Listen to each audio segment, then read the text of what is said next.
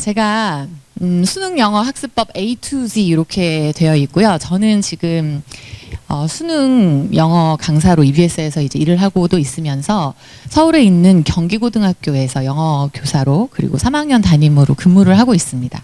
그래서 누구보다도 현재 정말 이 수능에 대해 특히 수능 영어에 대해서는 할 말이 많은 사람 중에 한 명입니다. 그래서 이 현장과 또 뭐 EBS에서 제가 또 작년에 혹시 저를 보신 적이 있다면 작년 수능 그 브리핑을 제가 했었어요. 그래서 수능 영어가 어떻게 출제가 되었고 킬러 문항이 어떻게 없어졌는지 그와 관련된 내용으로 그래서 수능 보기 전에 이제 한 보름 정도 이렇게 합숙을 하면서 그와 관련된 이제 분석을 하고 이제 전체적으로 대국민 브리핑을 했었던. 그래서 그런 것과 관련해서는 아마 제가 가장 핫한 정보를 가지고 있지 않나 그런 생각을 해봅니다. 그래서 오늘은요, 제가 이제 이 내용이 조금 이제 보시기에는 책자에는 다 있거든요. 근데 이제 여기서 보시기에는 좀 글자가 작은 듯해 보일 텐데, 아까 장학사님이 말씀하시기로 여기 계신 어머님들께서 이렇게 열심히 들으신 다음에 각 가정에 가셔서 이제 아이들에게 전달 연수를 하셔야 될 거다. 그렇게 얘기를 해주셔서 아마 그 책자에 보면 제가 오늘 드리는 말씀들이 이렇게 상세하게 다 적혀 있으니까 기억이 많이 나실 거예요. 그래서 오늘 이제 첫 번째로 드릴 말씀은 이제 도대체 이 수능 영어가 왜 치르는 거지? 그러니까 이걸 뭘 물어보는 시험이니? 이거를 일단 좀 아셔야지 접근할 수가 있어요. 그래서 그게 좀 필요해 보이고, 그래서 아젠다라고 하죠. 과연 이 수능 영어는 무엇인지, 왜 보는지, 왜 굳이 이런 식으로 보는지 궁금한 적 있지 않으신가요?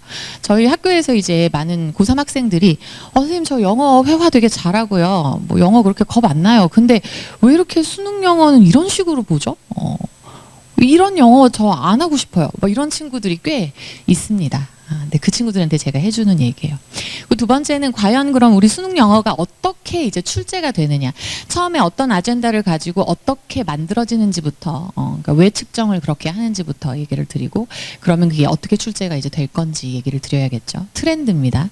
그리고 이제 세 번째는 분야별 학습법이라 그래가지고 어휘는 어떻게, 문법은 어떻게, 독해, 듣기는 어떻게 할지 그 각각의 방법에 대해서 알려드리도록 하겠습니다. 그리고 네 번째로는 이제 많이들 궁금해하시는 등급별 학습법이에요. 그래서 현재 내 등급이 얼마인데 그 등급에 맞추어 어떻게 공부를 하면 되겠습니까? 라는 얘기. 그래서 1, 2등급, 3, 4등급, 5등급 이하 학생들 이렇게 각각 설명을 드려보겠습니다.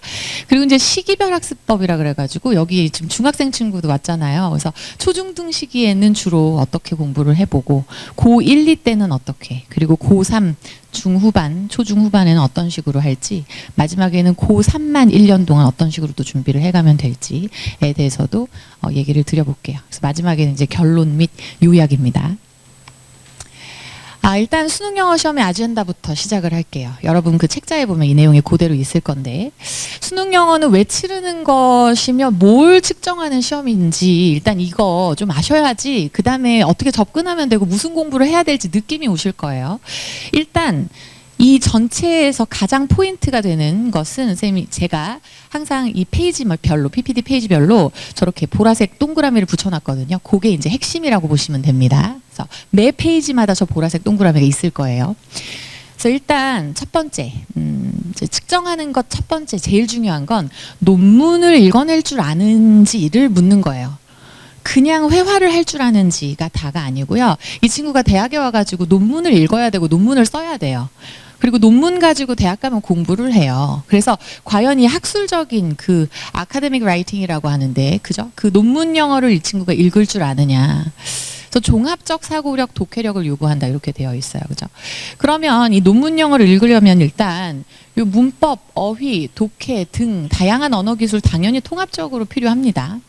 그리고 두 번째로는 무조건 논문 영어만 100% 있는 건 아니죠. 듣기라든지 실용문도 꽤 있으니까 사실은. 그래서 그 부분만 100% 정확히 다 맞춰도 이제 어느 등급 이상쯤은 이제 보장이 될 수는 있죠.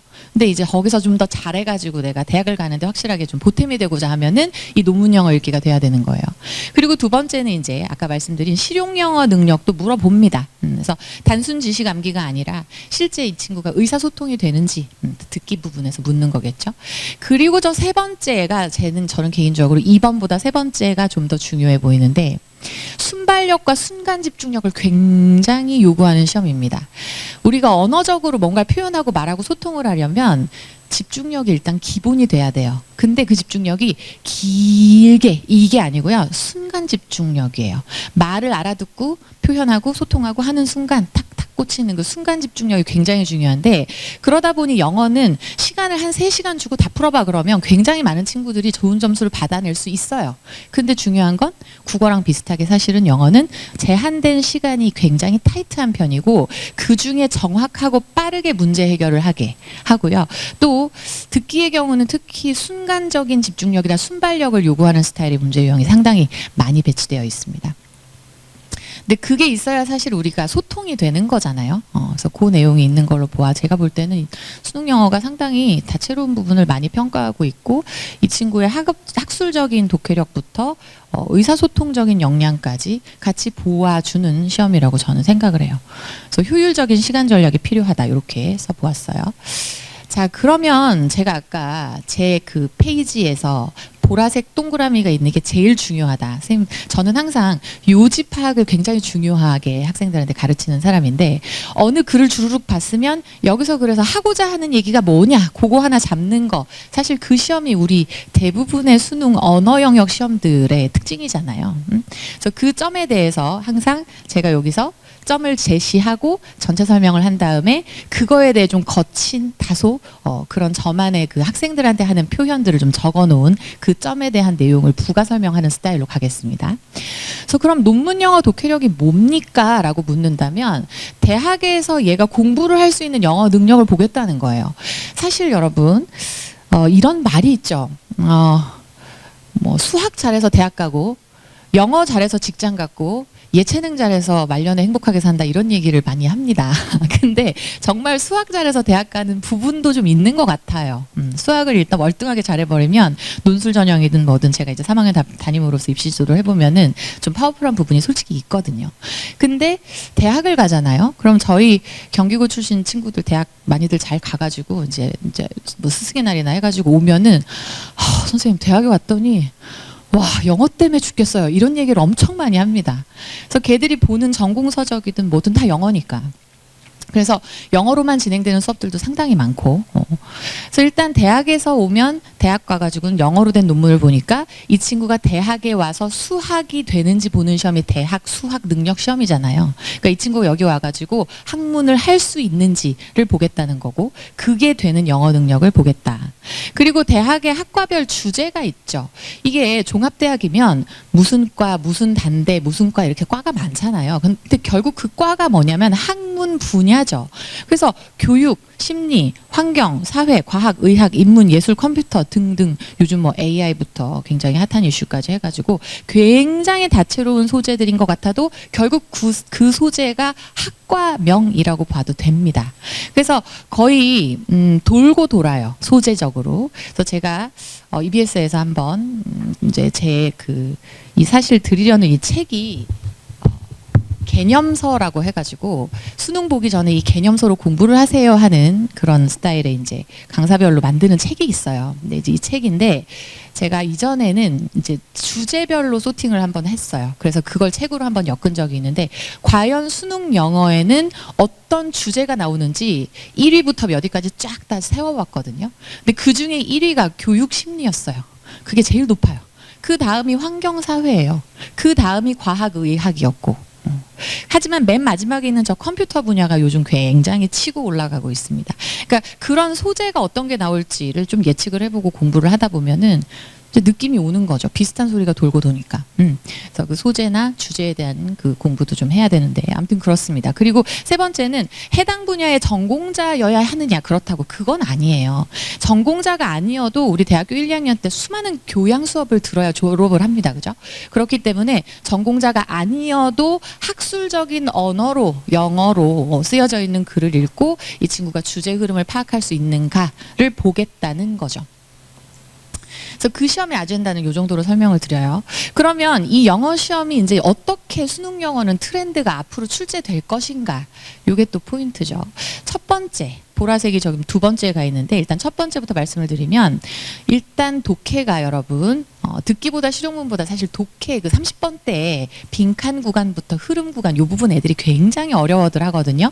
근데 그 부분에 나오는 독해가 예전에는 사실 고백컨대 다소 과하게 전문적인 거 과하게 추상적인 게 좀 있었어요. 이를테면 어느 학평 지문이었는데 세틀먼트라는 단어가 나와요. 그러면 그거를 뭐 의미적으로 보면은 뭐 이렇게 그 안착 뭐 이런 의미 정도로 해석을 많이 하는 거죠. 정착 그런 의미인데 통상적으로 고등학생들은 그렇게 이해를 한단 말이에요. 그런데 법률 용어로는 세틀먼트가 합의금이란 뜻으로 이제 해석이 될 때가 있어요.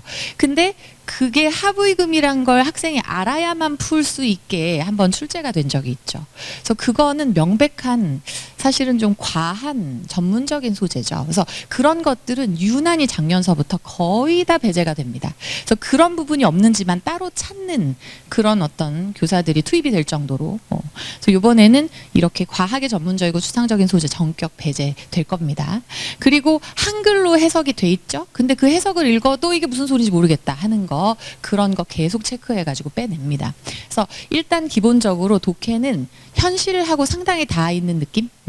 너무 철학적이거나 너무 추상적인 거 많이 빠져요. 그래서 충분히 공부를 희망을 갖고 하면 영어는 잘 받을 수 있다고 저는 생각해요. 그래서 일단은 친숙한 소재고 두 번째는 이게 굉장히 큰 포인트인데 독해 풀 때요. 문제 풀이 스킬이 불통할 겁니다. 통하지 않아요. 그러니까 흔히 이전 같은 경우는 지문을 보고 뭐 주제를 찾으시오, 제목을 찾으시오 그러면 앞단에 나온 주제 딱 보고 중간에 뭐 however 했으면 그 뒷부분 보고 마지막 결론 문장 하나 보면 그냥 답 나와. 이런 식의 얘기를 상당히 많이들 학원에서들 많이들 하고 했습니다. 근데 물론 그게 통하는 지문이 나올 수도 있죠. 하지만 그런 식으로 어디만 딱 보면 돼 스타일의 유형은 굉장히 큰 시험에서 특히나 뭐 어떤 학평이 아니라 만약에 수능이라면 평가원에서 출제하는 그런 스타일의 시험에서는 유난히 그런 것들을 걸러낼 겁니다. 그래서 그런 스타일이 아니라 일단은 다 충실하게 읽어야 됩니다. 그래서 결국은 독해력을 길러야 풀리는 문제가 다수 배치될 거다. 그리고 듣기 및 실용문의 경우에는 요즘 트렌드긴 한데 듣기가 요즘 살짝 어려워지는 게 한두 개 생기기 시작했어요.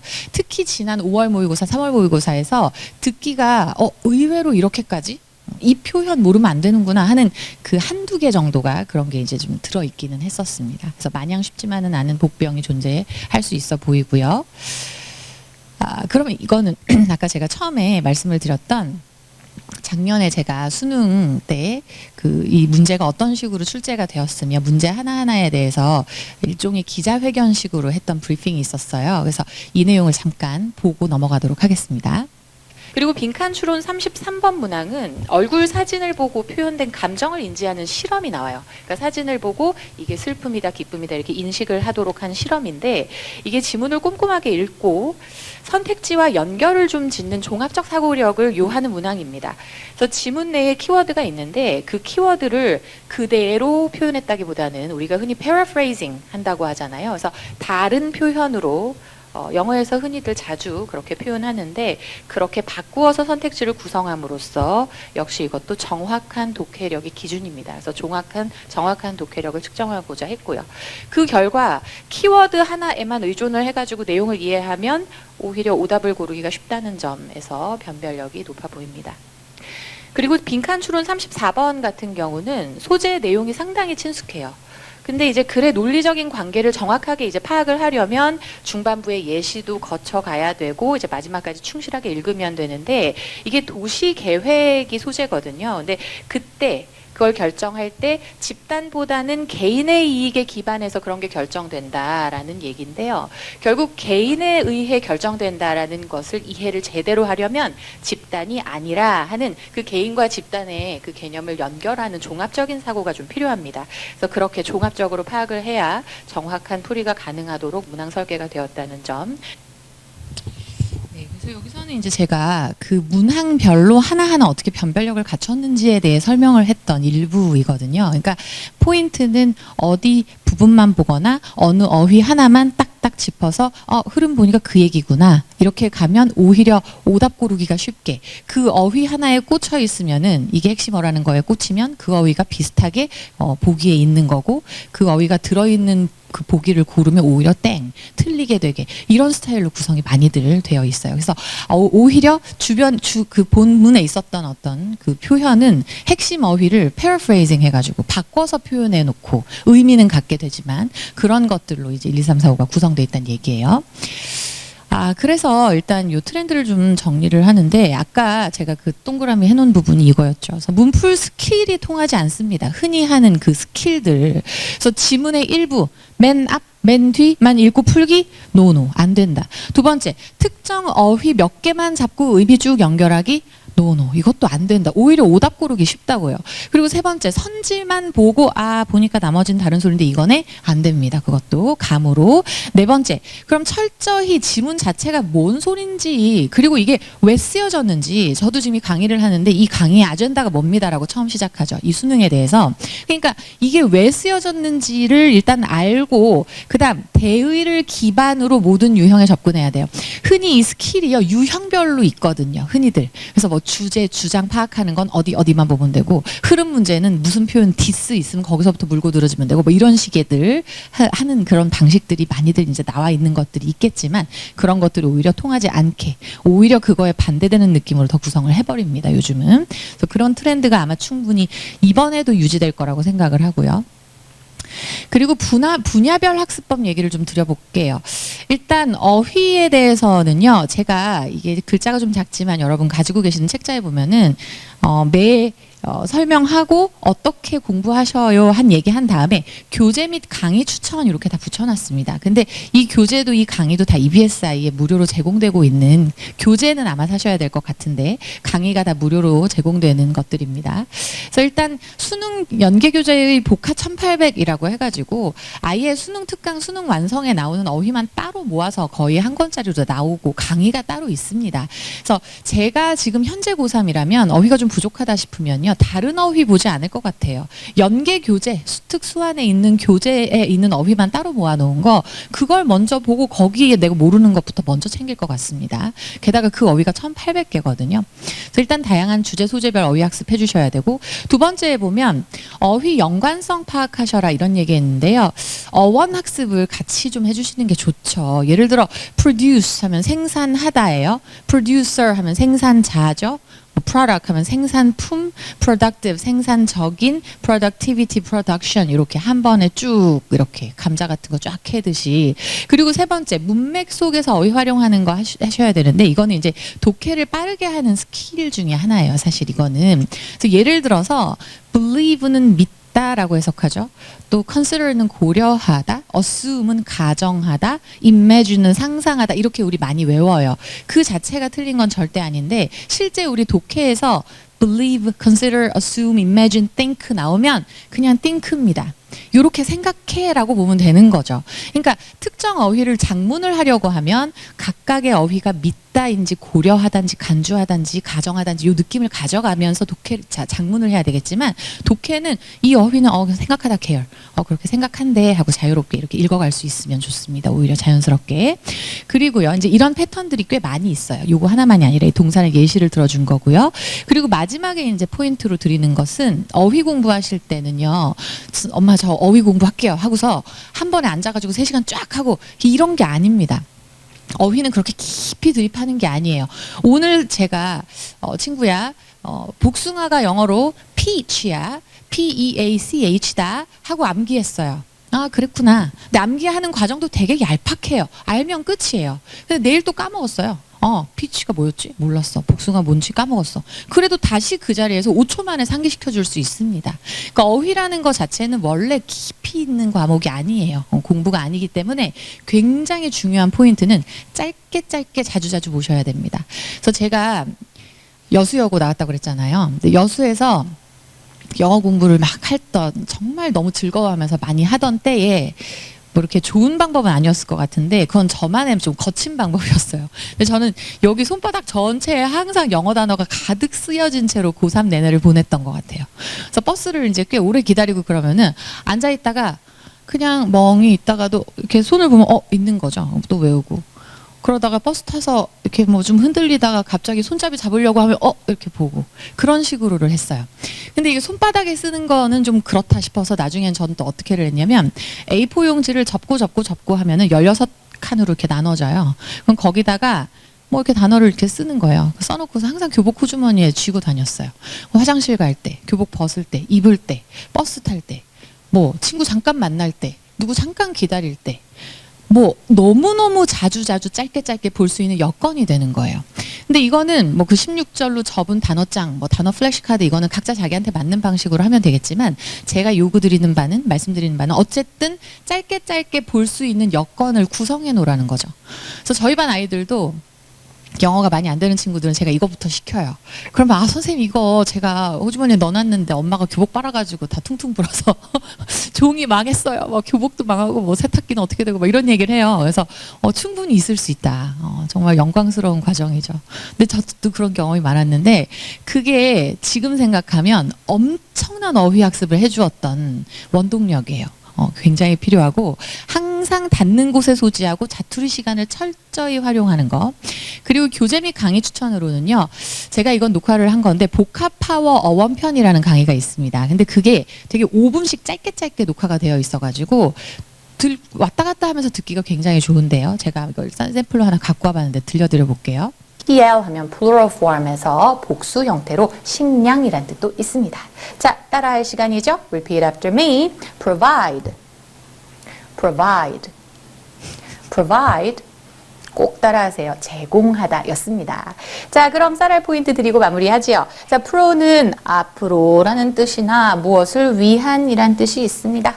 자, 한번 단어 정리 쭉 해볼까요? promote, 뭔가 상승하는 좋은 느낌의 뜻이었어요. 증진하다. 그리고 proportion 해서 뭐 비율, 그리고 prospect, 전망이 좋다 할 때 전망, 그 다음에 prosper 하면 번영하다. 이것도 뭔가 좋아지고 상승하는 기류의 동사라고 했고요. provide는 제공하다 였습니다. 자, 그러면 선생님 문제 하나 드리겠습니다. prophesy는 뭘까요, 여러분? 앞서 말하다 이거든요. 자, 요거 한번 잘 찾아서 수강 후기에 올려봐 주시죠. 자, 이렇게 준비한 거 다 마무리했습니다. 여러분 오늘 정말 수고 많이 하셨습니다. 그럼 다음 시간에 꼭 이 자리에서 만날게요. 안녕. 민망하네요. 자, 아무튼 이런 식으로 저도 제 강의를 우리 애들한테 이렇게 봐라 하고서 링크는 보내주고 확 지워요. 보기가 너무 좀 민망하더라고요. 아무튼 왜 저랬는지. 아무튼 그게 그렇게 짧게 되어 있어요. 그래서 이거를 계속 들으면서 중간에 스탑해도 아무 문제 없어요. 그래서 강의를 한번 켜면은 이제 공부 제대로 해야지 하고서 이렇게 해야 될 것 같잖아요. 근데 어휘는 그렇게 멋있게 하면 안 되고 계속 짧게 아까 못 들었으면 그냥 못 들은 대로 넘어가고 또 듣고 싶은데 또 플레이해서 계속 그렇게 하셔야 됩니다. 자, 그런 강의도 추천을 드려보고요. 그래서 일단 짧게 자주 보는 학습이 되려면 지하철, 버스, 식사 중 기다릴 때 화장실 등 하루 30초씩을 보는데 100번을 보면 돼요. 그러니까 횟수를 많이 짧게 요게 포인트고요. 이거 저 얘기 드리고 싶었어요. 완벽한 단어 공부라는 게 세상에 있는가라고 하면 없습니다. 완벽한 단어 공부, 대체로 성품이 굉장히 완벽주의자적인 스타일 있잖아요. 그런 친구들이 단어 공부를 실패하는 경우가 굉장히 많아요.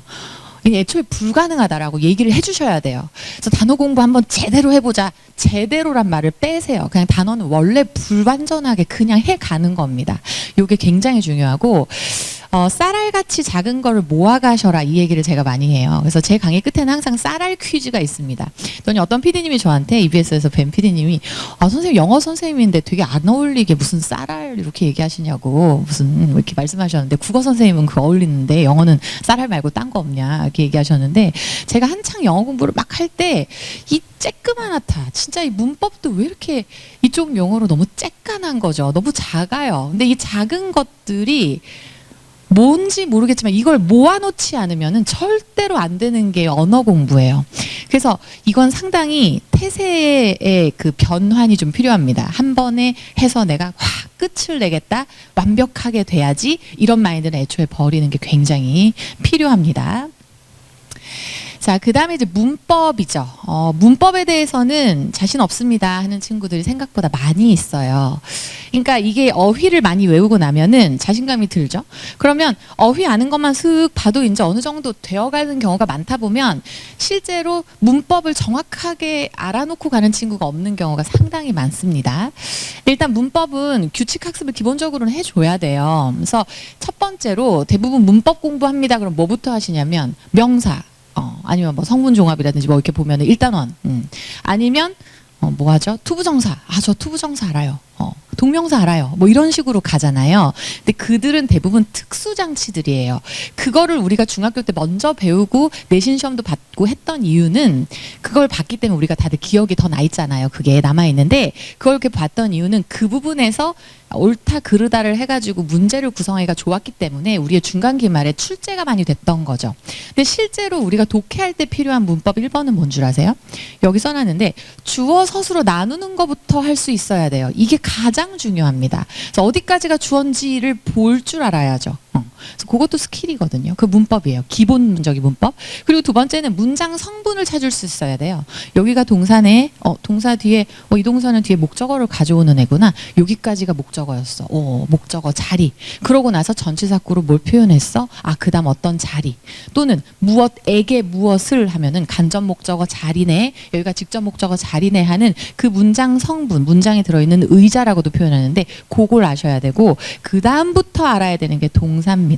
명사보다 훨씬 중요한 게 동작이에요. 그래서 동사를 기점으로 해서 서술부가 시작되는 거고 동사가 왕이에요. 문장에서는 영어에서. 그 동사가 뭔지에 따라 뒤에 무엇에게 무엇을이 오든지 아니면 무엇을만 오고 끝나든지 아니면 을을이 아예 안 오든지 이렇게 되거든. 그래서 동사가 굉장히 파워풀합니다.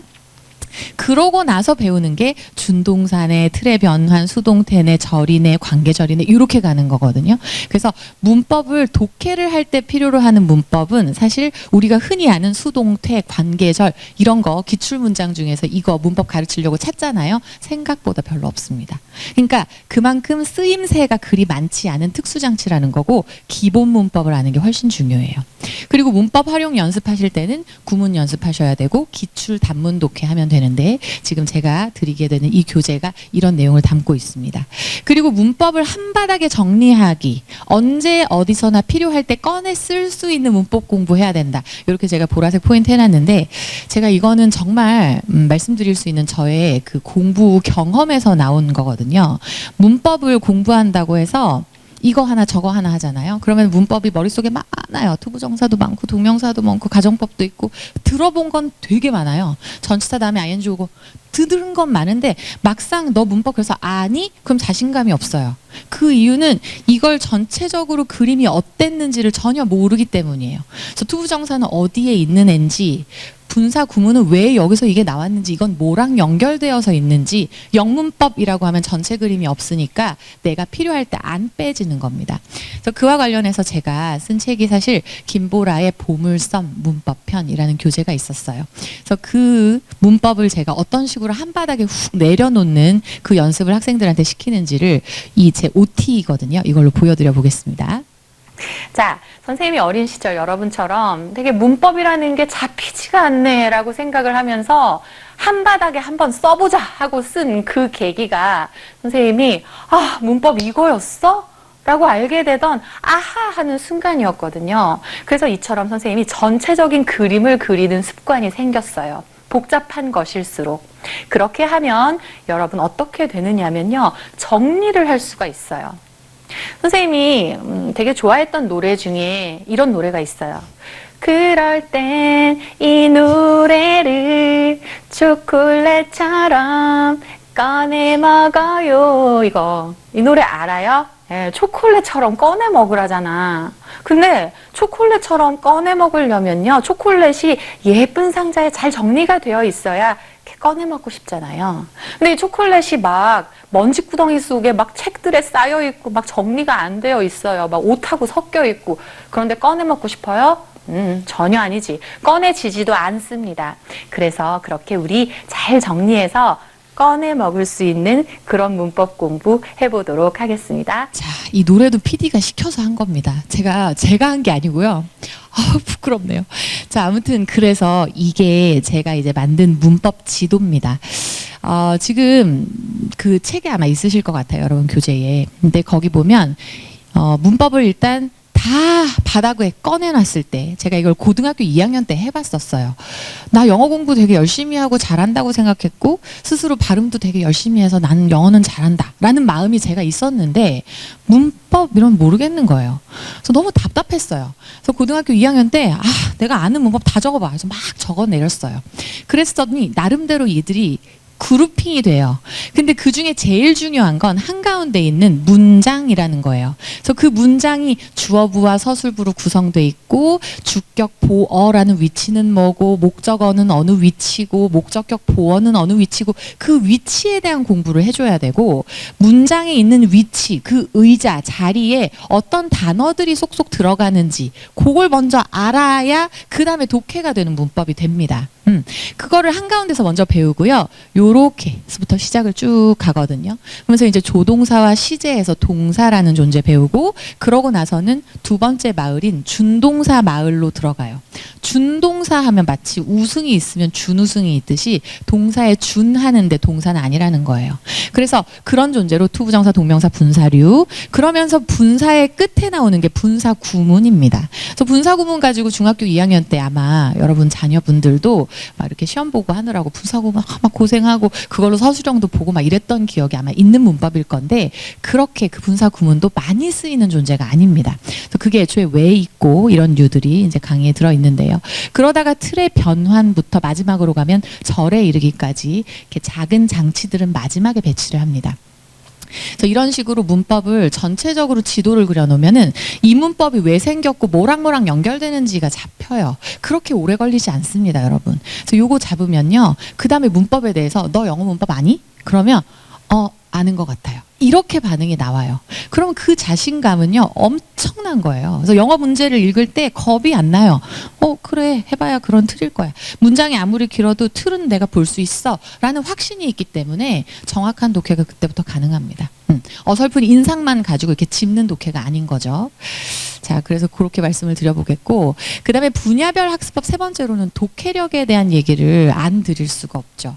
그러니까 이제 아까 어휘 공부 어떻게 하나요? 문법 공부 어떻게 하나요? 말씀드렸고 지금 이제 독해력은 그럼 어떻게 쌓습니까? 라는 거에 대해서 말씀을 좀 드려볼 건데 첫 번째는 일단 다양한 지문 훈련 하셔야 돼요. 이거는 국어에서도 마찬가지일 겁니다. 근데 그 다양한 지문적인 그 소재 다양성 같은 경우는 국어랑 영어가 국어 비문학 지문하고 영어가 상당히 상통해요. 그건 아까 말씀드린 대로 대학의 학과명과 같다. 이렇게 말씀 다시 한번 드릴 수 있겠고 요즘 빈출 소재는 여전히 부동의 1위는 저 예시 맨 앞에 있는 교육심리입니다. 그래서 교육적인 내용 심리. 그래서 저는 사실 요즘 학교에서 애들 상담할 때 어떤 아이가 심리학과를 간다고 하잖아요. 그럼 너 영어 지문 지금 수능 영어 공부하다 보면 네가 볼 심리학 그 소재들 다 읽고 가겠다. 대학 가서 볼 논문이 거의 그것들이 많을 거야. 이렇게 얘기가 나올 지경이에요. 굉장히 많이 나오고요. 그 다음이 요즘 AI 컴퓨터 로봇 이쪽 아주 자주 나오고 있죠. 그래서 공학 계열 쪽으로 또 전공할 친구들이 나중에 볼 논문 내용인데 그런 내용들을 빈출하고 있고요.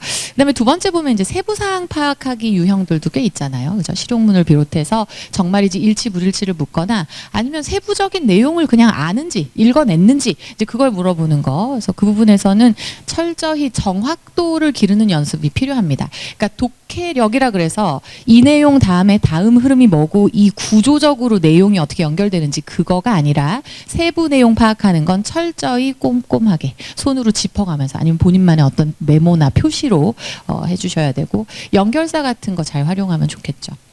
그리고 사실은 이제 흔히 우리가 영어에서 어렵다고 하는 빈칸 추론 뭐 이런 문제들 그건 요 세 번째 추론 능력 기르기거든요.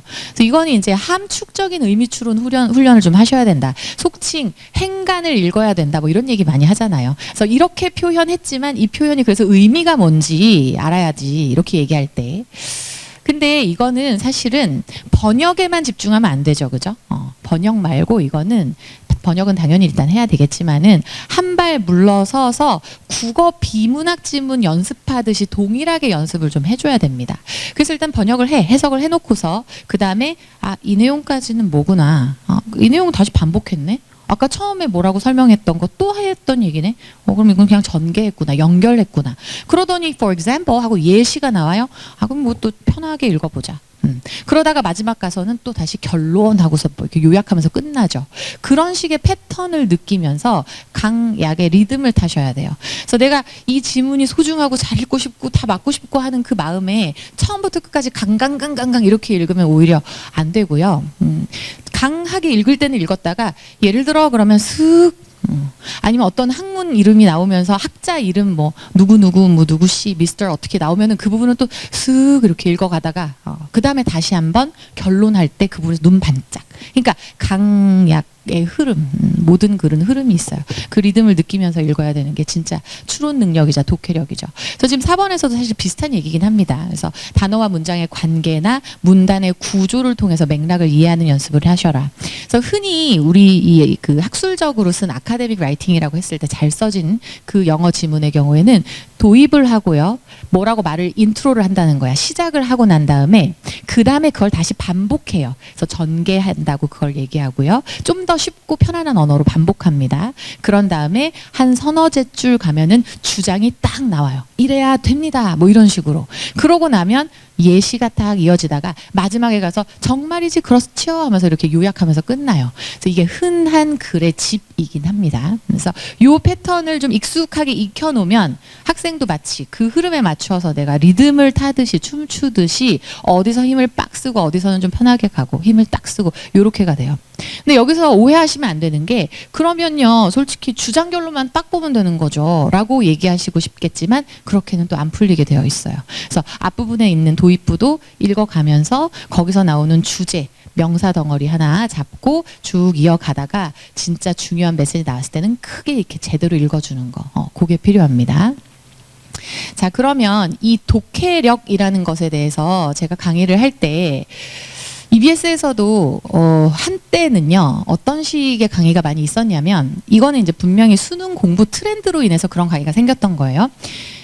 수능 특강만 보면 되던 시절이 있었어요. 100% 연계 뭐 이렇게 해가지고 그래서 그때는 한 5년 전쯤까지도 그랬죠. 그래서 많은 학생들이 어떻게를 했냐면 수능 특강에 해답지 있잖아요. 그 해답지 한글을 그냥 계속 읽었어요. 마지막에 이제 시험 보기 직전에는 이게 영어 공부가 아니에요. 그래서 그걸 계속 읽어요. 그럼 이제 이게 나올 수도 있으니까 하고 내용 공부하고 있는 거죠. 근데 그 트렌드가 한 5, 6년 전까지도 그랬습니다. 왜냐면 직접 연계도 막 되고 그랬으니까 사실 이제 시험 자체의 점수를 이제 빠르게 얻기 위한 방식으로 뭐 그랬던 거예요. 근데 그거 자체를 하고 온 대학생들, 신입생들이 교수님들이 볼 때 얘들이 영어 지문을 못 읽어내는 거죠. 그래서 이건 아니야 하고 기조가 바뀌었어요. 그래서 간접 연계화가 된 게 이거예요.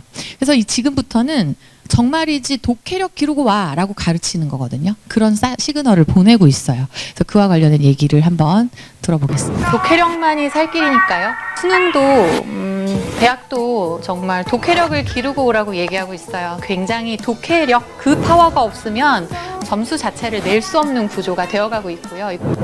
독해를 잘하려면 제일 중요한 거는 태세예요. 태세. 머리가 뭔가 독해를 할 준비가 되어 있어야 돼요. 그래서 한 문장 읽었어요. 그러면 그 읽은 걸 우리가 이해했어요. 그럼 끝이 아니고 뭘 해야 되지? 기억해야 되잖아요. 그렇게 하고 그 다음으로 연결 짓고 그 전 생각 기억 남은 것들을 또다시 덧붙여가면서 내가 그 흐름을 딱 이렇게 힘들게 이렇게 잡아야 되잖아요. 밧줄을 당겨가듯이 해야 되는데 이거 자체 당기는 게 힘들죠. 근데 그걸 안 하려고 하니까 아무리 단어 공부 많이 하고 구문 공부, 문법 공부 되게 많이 하느라 애를 써도 이 당기는 노력 자체 힘듦을 안 견디니까 독해력이 안 느는 거예요. 이건 정말 그렇게 생각합니다. 그래서 많은 학생들이 이제 등급을 실용문, 듣기 이런 쪽으로 이제 어휘 공부 좀 하고 문법도 좀 챙기고 해가지고 좀 올라갔어요. 그럼 그 상태에서 욕심을 더 내고 싶어요. 그래서 선생님 저는 이제 1등급 받고 싶습니다.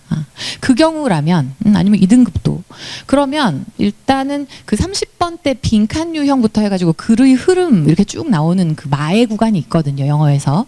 근데 그 구간 문제들을 어느 정도 이상, 80% 이상은 맞아져야 그 다음에 1등급, 2등급을 노릴 수가 있습니다. 근데 흔히 우리가 영어 공부, 수능 영어 공부한다 그랬을 때는 그걸 맞냐 안 맞냐가 사실은 핵심적인 그 어떤 갈래가 될 만큼 그 부분이 굉장히 중요한데 고득점을 위해서는. 근데 그 부분 공부를 할 때는 이렇게 고된 훈련을 안 하면은 안 늘어요. 그러니까 뭐 특별한 왕도가 있진 않지만은 내가 뭐를 읽었다면 읽고서 그 내용 다음 내용으로 이어갈 힘이 있어야 되잖아요. 근데 두세 번째 번역했는데 모르겠는 거예요. 까먹었어. 다시 돌아가요. 다시 돌아서 또 읽었는데 또 안 돼. 뭐지? 다시 돌아가. 이렇게 되면 순발력이 필요한 시험이고 시간이 중요한데 그러다 보면 계속 뱅뱅 돌다가 놓치죠. 그래서 그걸 보고 애들은 말렸다. 뭐 이렇게 얘기를 많이 하잖아요. 그러니까 이게 그러면 그 이어가는 힘은 어떻게 기르나요? 이거는 여기 계신 학부모님이나 학생들만이 아니고요. 지금 아마 온 모든 학생들이 궁금한 부분일 겁니다. 특히 국어도 그렇죠. 읽다 보면 무슨 얘기인지 몰라서 다시 가야 되고 무슨 말이야 이렇게 되는 거. 근데 그거는요. 철저하게 태세를 새로 잡고 고생할 준비를 하고 끌고 가야 돼요. 누가? 스스로 가요. 누가 해줄 수 있는 게 아니에요. 그래서 이 공부는 독해력 공부는 자기가 맘먹고 해야지 학원 가서 어떻게 하고 누가 어떤 인풋을 넣어주고 이건 불가능합니다. 그러니까 그 문제들을 잡고 싶다. 진짜 독해라는 걸 이제 좀 측정하는 문제를 잡고 싶다. 국어든 영어든 그러고 싶다면 스스로가 깨우쳐야 돼요. 나 지금 내가 내 공부를 내가 머리가 뜨거워지게 지금 고민하고 있나? 여기서 내가 기억하려고 애를 썼나? 그 다음에 내가 다음에 이어 붙여지나? 이거를 해야 되는데 하나 읽고 다음 읽었는데 연결이 안 되는 불상사 이거 정말 많잖아요. 그럼 이거를 하나 읽었어요. 그 다음 연결하고 또 기억해서 다음으로 붙여가고 또 다음 읽고 이거를 정말 각 잡고 훈련해야 돼요. 그거를 한글로 이제 내 입으로 말해가면서 훈련할 수도 있고 아니면 어떤 친구를 그거를 메모를 해가면서 이렇게 연결을 할 수도 있죠. 그래서 이게 다소 이게 무슨 영어 공부야? 라는 생각이 들 수 있겠지만 메시지를 어렵고 복잡한 깊이 있는 메시지를 연결해내는 훈련은 스스로 해야 된다. 그게 굉장히 중요한 메시지입니다. 그래서 만약에요. 4번 보시면 안 되잖아요. 한 번에 그게 수월하게 안 되시면 두 문장만이라도 연결하는 연습부터 작게 짧게부터 시작하셔야 됩니다. 그러다 보면 두 문장 괜찮네? 이젠 세 문장까지 내가 편한데? 그 다음에 끝까지 된다. 이런 느낌을 가져낼 수 있어요. 그건 자기가 스스로 할 수밖에 없습니다. 그래서 첫 술에 배부를 수는 없어요. 하지만 왕도가 진짜 없거든요. 이렇게 하면 돼 하는 왕도는 없어요. 하지만 멈추지 않으면 가능합니다. 그래서 이 스타일의 독해력 연습을 한다? 그러면 제가 생각할 때는 영어만 잘하는 게 아니고요. 국어도 사회도 다른 과목도 아마 많은 부분에서 성장이 있을 거라고 저는 생각해요. 그리고 이제 듣기에 대한 얘기를 드려볼게요. 듣기는 많이 이제 영어를 내가 좀 자신감 있다 하는 친구들의 경우에는 수능 영어 듣기는 안 틀려야 돼라는 생각을 많이들 할 겁니다. 근데 사실 듣기도요 막상 집중 제대로 안 하면요 쓱 놓쳐요. 저는 듣기와 관련해서는 또한 제 고등학교 1학년 때 경험이 지금도 기억나는 게 있어요. 그때는 이제 듣기를 수행평가로 아마 지금 일선 중학교 고등학교도 그렇게 하는 학교들 꽤 있을 텐데 교육청에서 20문제짜리 문제를 사가지고 와가지고 수행평가로 이제 듣기를 보는 날이 있어요. 그럼 다 같이 듣기평가를 보는 거죠. 한 학년별로. 그럼 그렇게 보는데 듣기평가를 본다고 했고 저는 영어에 대한 자신감이 있는 아이였어요. 근데 그거를 보기 직전에 친구랑 매점에서 뭐를 사 먹으려다가 시간이 다 돼가지고 야 다음에 보자. 다음 시간에 끝나고 시험 보고 만나서 먹자 하고서 이제 걔랑 안녕 하고 교무실로 돌아왔어요. 근데 교실에 앉아서 이제 1번 하면서 띵동 하고 나와요. 근데 이제 순간 너무 쉽더라고요. 그래서 1, 2, 3 잘 풀었어요. 하는데 갑자기 띵동 하고 가만히 조용한 순간 있잖아요. 그 순간 이따가 지선이를 만나서 빵을 먹을까? 커피 우유 마시나? 아닌가? 걔는 어저께 피자빵을 먹었으니까 내가 피자빵을 먹을까? 뭐 이런 식의 생각을 했어요. 근데 순식간에 확 돼버린 거예요. 이렇게 뭐가 나왔어요. 그래서 못 들었다가 됐어요. 그래서 한 6번인가를 못 들었는데 그게 그렇게 어려운 것도 아니었다는 걸 저도 알겠는데 못 들은 거라는 것 때문에 불안감, 뭐 못 들었다라는 막 이게 있어가지고 거기서부터 쫙 다 틀렸어요. 한 6번부터 한 12번까지 쭉. 왜 틀리냐면 계속 6번에 미련이 가 있거든요. 아, 아까 그거 뭐였지? 아, 주디가 뭐라 그랬지? 막 이거 하다가 7번 또 왔는데 또 6번 생각하는 거죠. 쫙. 그래서 듣기는 나중에 틀리고서 대본을 보면 정말 뼈가 아픕니다. 내용도 쉬운데 그럼 결국은 듣기에서 요구하는 거는 집중력인 거예요. 근데 사실 우리 한국말도 우리나라 말도요. 뭐 엄마가 뭐라고 말씀하셨어, 아니면 선생님 뭐라고 얘기했어, 아니면 친구가 뭐라고 하면서 쓱 얘기했어 이랬을 때 그 말을 집중해서 안 들으면 잘 안 들려요. 근데 우리가 착각하는 게 내가 모국어가 한국어다 보니까 한국 사람들이 얘기하는 거에 대해서 내가 당연히 알아듣잖아 라는 그 편안함 때문에 알아듣는다라고 착각하는 것이지 한국어도 제대로 안 들으면 안 들립니다. 근데 심지어 영어인데 외국어예요. 그런데 어떻게 정말이지 초집중을 안 하는데 어떻게 들려요? 그죠? 그리고 놓쳐버립니다. 계속. 그래서 여기서 요구하는 거는 일상적인 하는 그 영어 외국 가가지고 막 햄버거 사 먹고 하는 그 정도의 그 회화 수준을 요구한다기보다는 다소 어색하긴 하겠지만 초집중할 수 있는가를 보는 거예요. 그래서 듣기에서 자꾸 한두 개를 아깝게 틀려요. 이런 친구들은요. 생각보다 그런 집중력 수준을 까지 가져야 되는데 그 집중력 수준이 안 필요해라고 본인이 마음을 낮춰먹고 있는 가능성이 굉장히 높아요. 그래서 굉장히 집중력이 필요합니다. 이게. 그래서 짧은 시간 내에 3번으로 바로 볼게요. 집중력을 유지하며 정보를 또 빠르게 파악하는 연습이 필요하죠. 근데 들으면서 메모해야 되는 문항수가 몇 개 있습니다. 예를 들면 맨 밑에 예 보시면 표 문제랑 계산 문제. 이거는 제가 문제를 풀 때 손이 문제지가 가 있어야 돼요. 일단 난 메모하겠어 라고. 그러면서 how much is it? 얼마야? how much 들면 바로 막 달러 표시하고 숫자 쓰고 이렇게 빠르게 써야 돼. 예쁘게 쓸 필요도 없고 빠르게 메모를 순간적으로 해야 됩니다. 그래야 이제 이게 잡혀가고 어떻게 풀어가는지. 그래서 듣기도요. 문제에 따라서는 상당히 어떤 식의 그 꼭 필요한 자세가 있는 그런 문항들이 있습니다. 그리고 이어질 말 고르기 문제 중에 저 끝에 11, 12번이 그 고정으로 나오는 게 있는데 그거는 뭐라고 한마디 하고 두 마디 하고 뭐라고 답하고 하고 띵동 이렇게 나와버립니다. 그래서 세 마디 왔다 갔다 턴하면 끝나요. 그래서 근데 그것도 내용도 어렵지도 않단 말이죠. 근데 그 순간 저처럼 커피 우유 빵 이러고 생각하다가 순간 확 놓치면 그냥 끝인 거죠. 그래서 이거도 점수 자체는요, 배점 2점입니다. 그럼 굉장히 어려운 문제 우리 독해 막 풀죠? 그 독해 문제 많이 어려워봤자 3점이고요. 대부분 2점입니다. 그러면 듣기나 실용문 같은 스타일만 내가 할 수 있는 것만 제대로 봐마저도 100% 그것만 잘 챙겨도요. 새지 않도록만 바가지가 새지 않도록만 잘 관수해도 영어는 생각보다 고득점이 가능해요. 그래서 이 얘기를 하고 싶었고요. 그래서 제가 듣기 강의를 하는 모습을 하나 보여드려 볼게요. 이거에서 제가 말씀드리고 싶은 게 소리를 잡는 훈련인데 한번 들어볼게요. 자, 이미 구워진 거야. 자, 그 부분 한번 들어보겠습니다. 쫑긋 하시고요. Had already been fired. Had already been fired. had already 들려요. 그쵸? had already been fired. 이미 구워진 거야 라고 얘기하고 있어요. 자, 다음이요. Cool. I'd like to go there sometime. 자, 이런 식으로 had already 하면 그 부분만 또 이게 들릴 수 있을 정도로 소리에 굉장히 민감해야 돼요. 그래서 제가 여러분에게 지금이라고 방금 말했잖아요. 그럼 제가 여러분에게 지금 이라는 이 사운드는 지금 여러분 머릿속에 들어 있으실 거예요. 그래서 제가 방금 뭐라고 했죠? 그러면 들어 있으실 거예요. 라고 방금 말했어. 라고 머리에 붙어 있죠. 한국어는 이렇게 붙어 있어요. 근데 영어는 방금 뭐라고 훅 지나가면 다시 그 영어 말해봐. 그러면 안 붙어 있어요. 방금 뭐라 그랬지? 이렇게. 그러니까 그런 식으로 그게 머릿속에 붙어 있을 만큼 집중해야 된다는 거죠. 근데 그게 붙어 있으려면 영어가 훅 지나가 버리고 뭐라 그랬지? 아니면 뜻만 남아 있는 게 아니라 그 사운드를 그대로 우리 모국어 하듯이 내 입에서 이렇게 나오게 할 수 있으려면 사실은 제일 중요한 건 3번입니다. 백지 받아쓰기를 좀 하셔야 됩니다.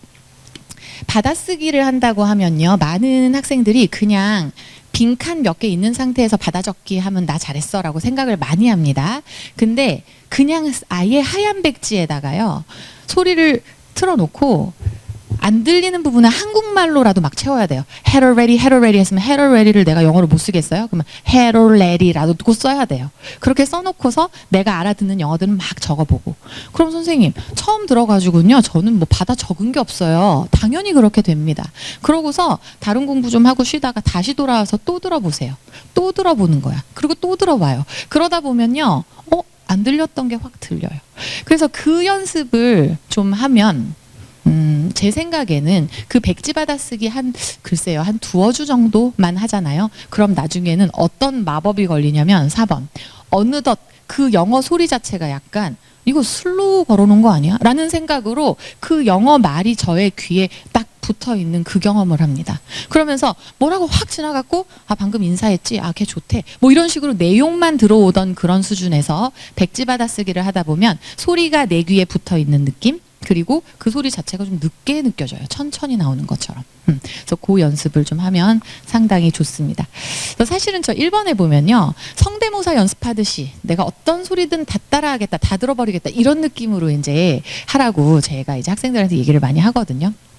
저는 사실 어린 시절 꿈이 코미디언이었어요. 그러니까 제가 누구 성대모사를 되게 잘했어요. 어릴 때부터. 그래서 아마도 그 영어 말소리에 굉장히 민감했던 것 같아요. 언어의 소리 그리고 그걸 그대로 따라하려는 그런 걸 되게 즐거워했다 보니까 선생님들이 학교에서 수업을 하시면 선생님들 흉내도 굉장히 잘 냈어요. 근데 그거를 하는 느낌으로 영어를 듣고 받아쓰기를 하고 그만큼 민감하게 따라할 거면 완전 정확하게 그걸 그대로 따라해 보겠다라는 심산으로 가야지 듣기는 100점이 나옵니다. 그게 굉장히 중요하고요. 그 다음에 이제 등급별 학습법으로 가볼게요. 등급은 지금 각자 자기의 상황이 있을 겁니다. 그죠? 자녀분들의 각자 상황이 있을 텐데 일단 1, 2등급부터 말씀을 드리면 1, 2등급 학생들은 일단 어휘라든가 영문법 정도는 어느 정도 자신이 있을 겁니다. 근데 그 상태라면 일단 본인이 자신이 없어요 하는 유형은 분명히 있을 거예요. 선생님 제가 이번에는 아주 그냥 시원하게 뭐 1등급을 받았는데 가끔 그래도 저 이런 거는 좀 틀려요. 빈칸 유형이나 아니면 어떤 친구는 문장 삽입 유형만 유난히 틀리는 애가 있고 어떤 친구는 글의 순서 그래서 A, B, C, C, B, A 이거 맞추는 거 그것만 틀리는 친구들이 있거든요. 근데 그거는 그 유형에 대한 학습이 사실은 조금 필요한 수준인 거예요. 뭐 어떤 영어 공부가 특별하게 더 많이 어디가 들어가야 된다기보다는 그래서 그때는 사실 추천드리기로 약점 공략이라는 EBS에 있는 강의가 있는데 그게 매년 업로드가 됩니다. 근데 그때마다 강사가 다 다르고 어떤 유형을 하는가도 다 다른데 이 2022 약점 공략 빈칸 추론과 2023 약점 공략 논리 찾는 문장 삽입이라는 강의는 제가 했는데요. 5강짜리예요. 그래서 굉장히 짧고요. 이 빈칸 추론에 대해서 어떤 식으로 연습을 하면 돼라는 그 유형에 대해서만 속칭 집중 연습을 시켜버려요. 그래서 그 부분만 한 5강이어도 한 3강 정도만 꾸준히 연속으로 한 1, 2주 정도 들으면서 그 빈칸 추론 유형만 매일매일 한 두어 문제를 그냥 집중해서 쫙 해버리면 그에 대한 어떤 느낌은 가지실 거예요. 그래서 1, 2등급 친구들은 그렇게 본인이 부족한 유형을 쭉 집중해서 이날 내가 이 공부하고 다른 거 했다가 또 오고 이게 아니고 영어 한다 그러면 나는 빈칸만 요번 2주 동안은 그것만 할 거야 하고 좀 집중을 해보는 시간이 꼭 필요하고 그리고 3, 4등급 학생들은 분명히 자기가 자신 없는 문법 포인트가 있어요. 그러니까 3, 4등급쯤이 되는 친구들은요. 어휘는 그래도 좀 외웠다가 있을 수 있는데 스스로 저 가정법 몰라요. 뭐 if 이런 거 나오면은 선생님 저 그냥 대충 해석하고 그냥 넘어가는데 맞을 때도 있고 그냥 뭐 그래요. 뭐 이런 식으로 되는 자기가 자신 없어하는 문법 포인트가 반드시 있습니다. 그럼 그런 친구들은 일단 구문 독해에 대한 확신이 없어요. 그러니까 인상으로 풀어내는데 본인이 뭐 어떤 눈치가 좋을 수도 있고 다른 어떤 역량이 언어적으로 센스가 있을 수도 있고 해가지고 3등급 나오기도 했다가 가끔 2등급도 되지만 주로 본인의 특성은 3, 4 정도에 유지되는 친구들 그런 친구들은 그 아까 제가 말씀드린 어법들을 정돈해서 머릿속에 넣어놓으면요. 그거에 대해 내가 문법 알아요. 저 구문 독해는 됩니다. 구문, 그 짧은 독해, 그 문장 구조가 보입니다에 대한 확신만 있으면 올라요. 이거 등급이 금세 오릅니다. 그래서 3, 4등급 친구들한테는 저희 보물섬이라는 교재를 정말 강추드립니다. 그리고 5등급 이후 친구다. 그러니까 스스로가 지금 5등급이나 6등급입니다. 아니면 그 이하입니다. 이런 친구들은 다른 거 없습니다. 일단 듣기랑 어휘죠.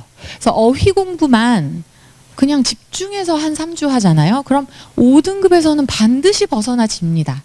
그래서 지금 스스로가 5등급이다, 5등급 이하다 하는 친구들은요, 제가 말씀드린 그 짧게 어휘 보는 거 이렇게 해가지고 교복 호주머니에 넣고 다니면서 정말이지 사활을 걸고 단어만 한 뭐 몇백 단어 집중해서 다 외워도 거기서부터도 자신감이 쌓이고요. 거기서부터도 이건 언어기 때문에, 글이기 때문에 인상을 느낄 수가 있어요. 그럼 풀 수 있습니다. 그래서 5등급에서 벗어나시려면 일단 어휘 그리고 듣기.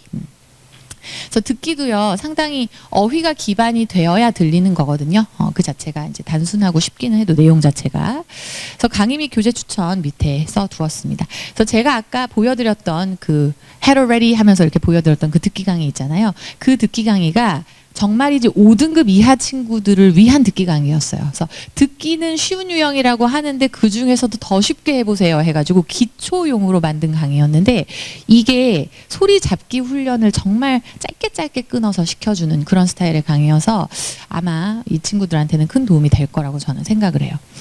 그리고요, 이 부분은 이제 제가 작년쯤에 수준별로 영어 공부법을 어떻게 하면 되겠습니까? 라는 스타일의 인터뷰를 한번 한 적이 있어요. 그래서 그 내용을 정리를 하는 차원에서 들려드리겠습니다. 네, 일단 상위권 학생들은 스스로 느낄 때 이제 선생님 저는 이 유형은 조금 어려운 것 같아요 라고 스스로 판단하고 있는 게 있을 거예요. 그럼 이제 그 까다로운 유형을 좀 집중적으로 공부를 좀 해주셔야 되는데 이제 제안 드리기로 매일 2지문 정도씩을 이제 풀이를 좀 해주면 좋겠어요. 그래서 그 패턴을 좀 느끼는 연습을 꼭 좀 해주셨으면 좋겠고, 그래서 이 방법을 통하면 이제 상위권 학생들의 안정한 1등급을 이제 준비하는 학습이 되겠죠. 중위권 학생들은 사실 지문을 읽었을 때 정확하게 해석이 안 되는 문장들이 몇 개 있었을 겁니다.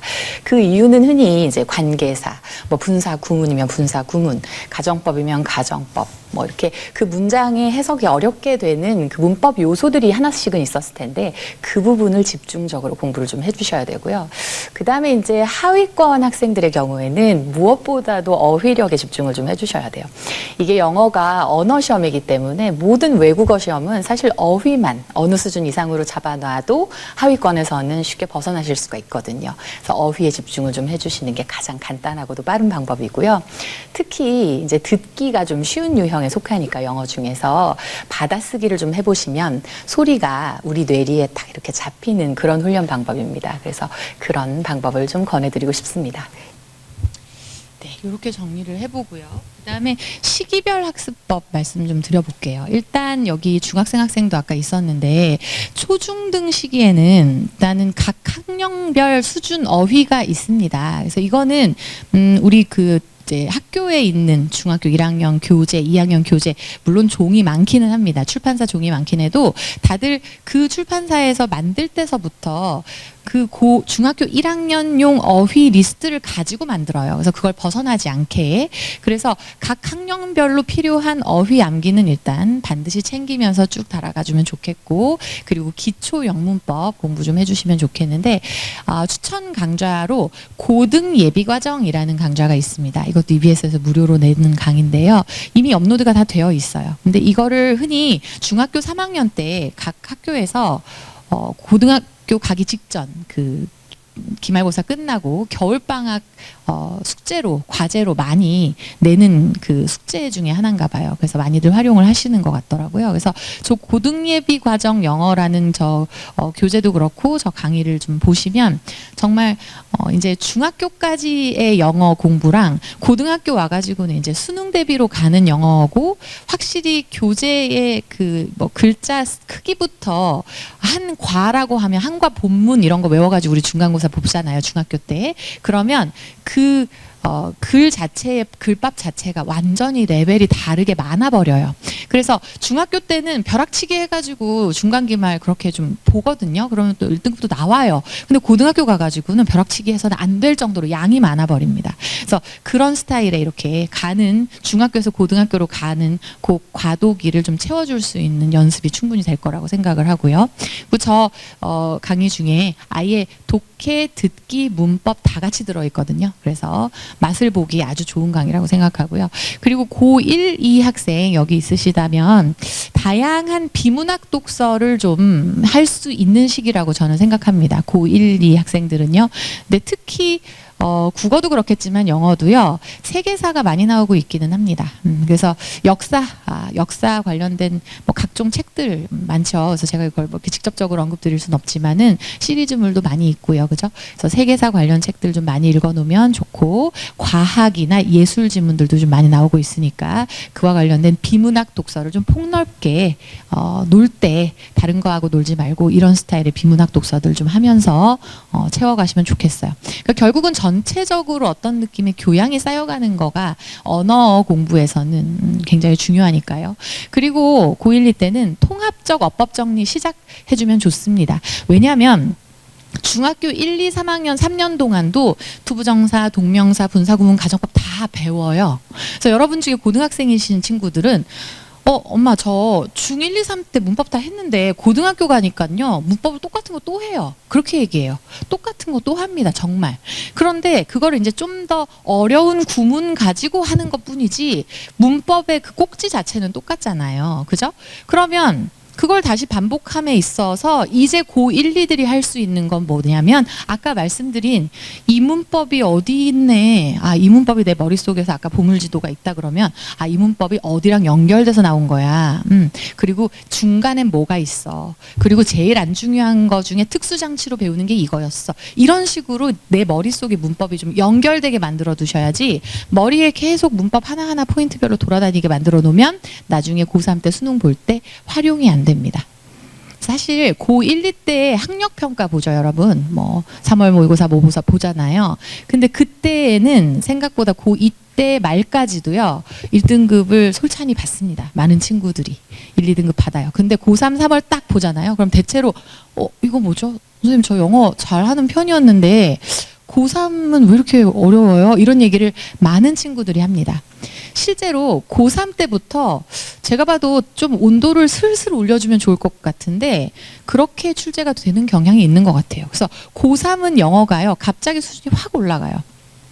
그래서 어떤 영어 강사님이 EBS에서 강의를 하실 때도 그런 비슷한 말씀을 하셨더라고요. 그래서 똑같은 메시지도 고1들한테 들어가는 영어 메시지는 이거는 이렇다 정도로 단순한 느낌이라면 고3의 그 메시지를 그대로 표현할 때는 좀 시적으로 비유적으로 과연 뭐뭐 한가 뭐 이런 식으로 하면서 비유를 섞어가면서 그렇게 많이 들어간다. 근데 그게 흔히 맞거든요. 그래서 확실히 고3 되면 많이 어려워지기 때문에 고1, 2 때는 통합적으로 어법을 묶어놓는 연습 꼭 필요하다고 생각하고 그래도 고1, 2 때 보는 학평에서도 본인이 틀리는 문제들이 있으면 영어도요. 오답 노트 해주시는 거 굉장히 도움이 많이 됩니다.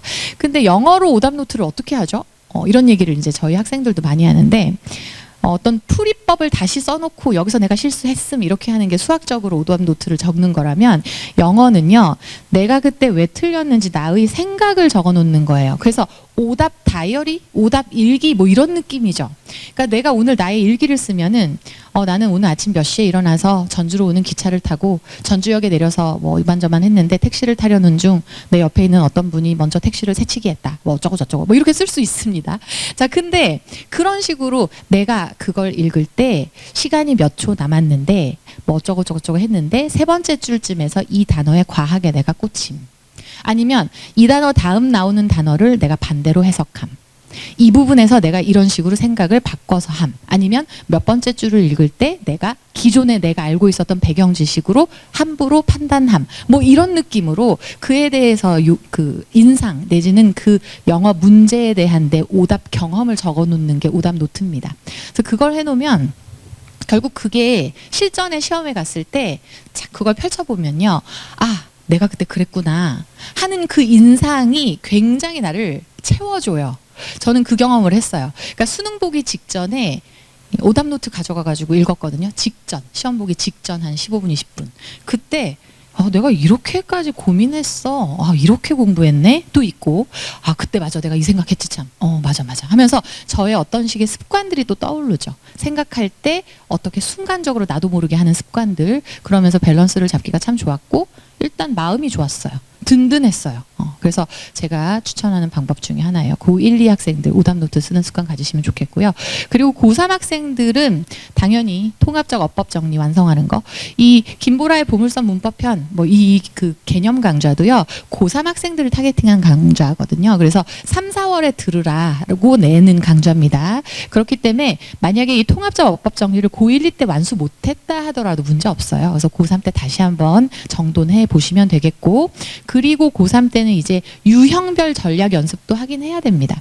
제가 처음 얘기할 때 막 어디만 보면 돼 하는 그 어떤 그 스킬이 안 통한다 이 말씀 드리기는 했는데요. 일단 어떤 유형이 어떤 모양새다라는 건 알아야 돼요. 그리고 아까 말씀드린 것처럼 독해력에서 제가 말씀드린 것처럼 잘 써진 글이 어디서 말을 다시금 반복하고 그러다가 예시 한참 들다가 결론을 어떻게 내는지 그 흐름은 자기가 인상으로 가지고 있어야 돼서 그 유형별 전략 연습을 말씀드린 거고요.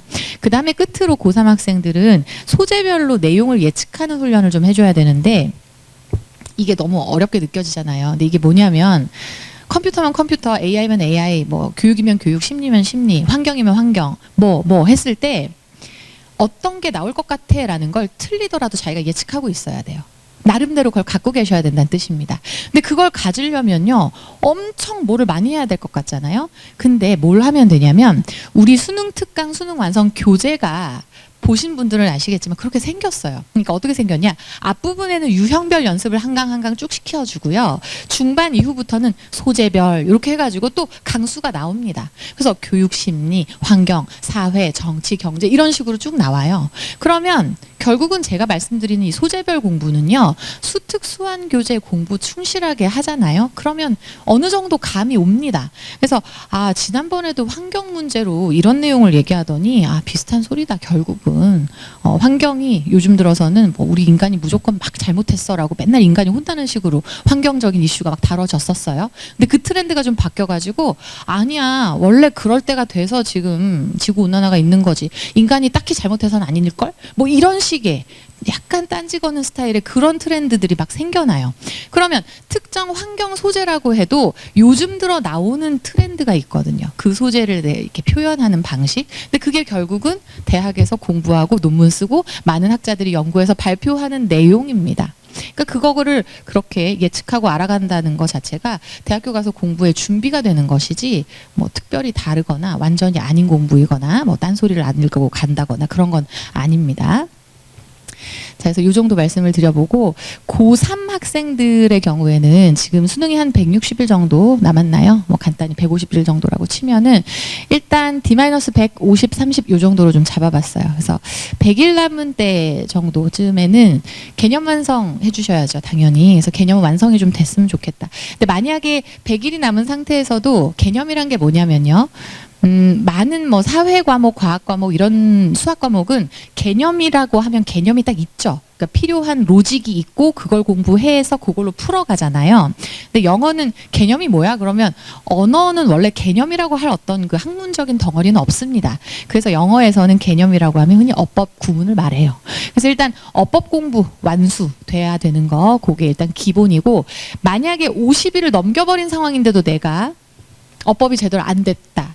그러면 저는 그럼에도 불구하고 어법 공부를 시작해야 된다고 저는 생각해요.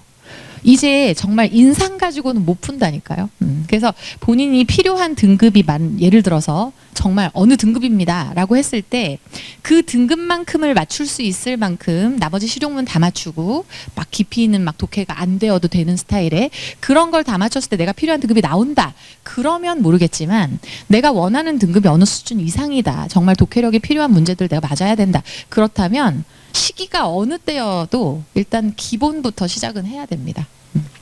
그래서 일단은 어쨌든 D-100까지는 어법 구문 개념 완성해 주시는 거 참 중요하고 그 다음에 기출 문제 한 바퀴 돌아야 될 것 같아요.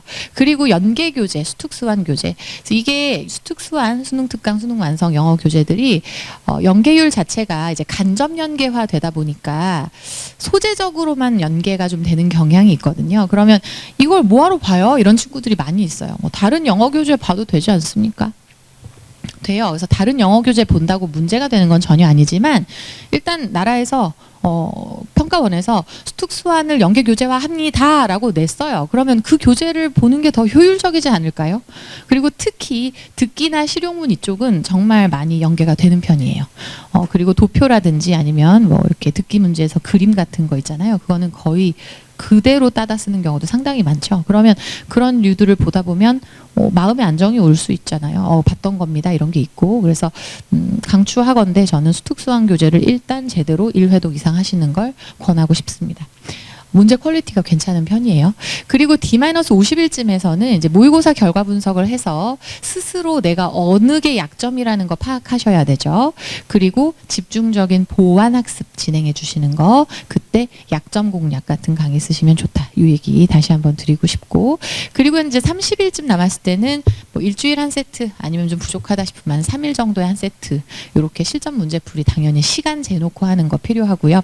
오답 노트 작성 다시 한번 말씀을 드리겠습니다. 그래서 수능 당일에 정말 그 자리에 앉아서 너 뭐 볼래? 라고 하면 막상 애들이 모르겠는데요. 그때 가서 뭐 보죠? 이러고 있어요. 그럴 때 필요한 게 바로 오답 노트거든요. 그래서 그거 준비한다고 생각하고 그 과정 자체가 공부가 되니까. 그리고 부족한 어휘나 문법 최종 정리해두는 거 파인 터치죠. 그래서 그런 것까지 말씀드려 보겠습니다.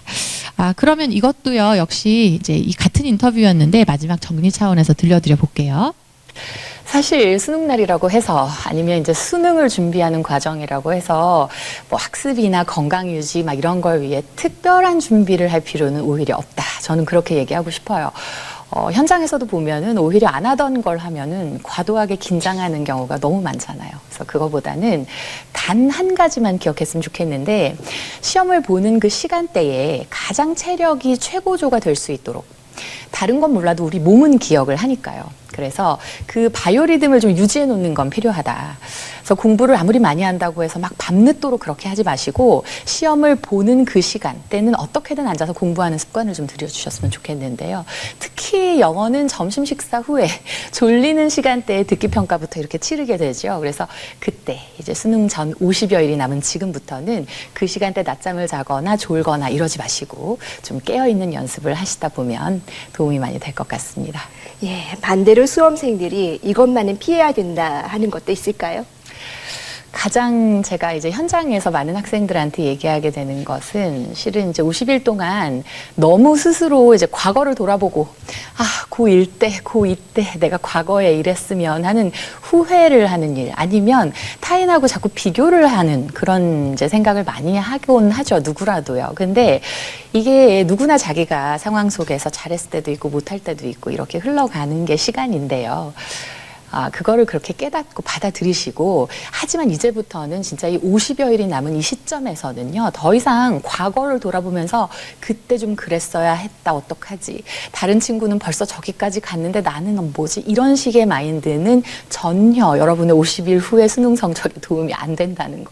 그 얘기를 꼭 하고 싶어요. 그래서 너무 지금 상황에서는 주변 상황이나 사람, 친구들과 이렇게 소통을 많이 하기보다는 앞만 보고 자기가 지금 당장 해야 하는 일들에 집중을 해서 하나씩 하나씩 보이는 대로 묵묵하게 이렇게 공부를 쌓아 나가다 보면 분명히 끝이 보인다. 이렇게 얘기를 하고 싶습니다. 그리고 이게 수능 끝난 후에 스스로 제일 잘했다라고 생각하는 부분이 될 겁니다.